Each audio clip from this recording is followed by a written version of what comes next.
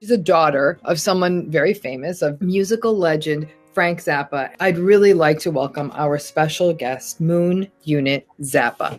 My father was a touring musician. He'd be gone for 7 to 9 months out of the year sometimes. I really craved my father's attention, and he was a prolific cheater, which is a terrible message for a daughter. And then when he would talk about, and he was like open about it. At one point moved a groupie into the basement, and they were downstairs and we were upstairs. When he would be with these other women, he would say that they didn't mean anything to him. So the math I did in my head was, well, if he spends time with the things that mean nothing to him, I must be worth less than nothing.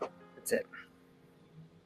Yep. That's exactly it. At exactly the time your identity is being shaped, how did your mother react when your father was cheating? She was a rageaholic. She was crying out for the same thing I was crying out from both of them. And so even as a kid, I had empathy for her, and because I saw her suffering, and that was incredibly painful to see. And then I was mad at my father. And then again, she'd put on the public face because she's the wife of a very respectable American composer. I'm so glad you brought it up. The unfaithful cheating parent, right? Because this pops the child into a role where the idea of betrayal almost gets bizarrely normalized, and you know it's not right, but it's being done by this parent that you're requesting to spend time with.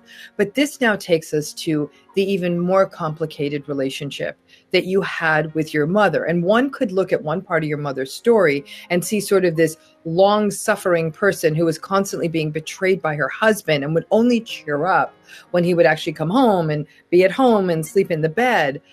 But you were put in this absolutely impossible role of having to save your mother, of having to protect your mother, of having to care for your mother. His cheating was an alarm that your mother was going to fall apart again. And so your rage at your father was also the hurt it was causing to your mother and the fear of what this reaction was going to be towards you and your younger siblings. And so the amount of vigilance you engaged in from the pretty much, I would say, pre-verbally, before you even knew language, all the way up till, until well into adulthood, was that you were forever vigilant to these betrayals of trust that you knew were going to spin the fabric of this family out more than it already was. No child should be in that role. Join the Dr. Ramani Network today.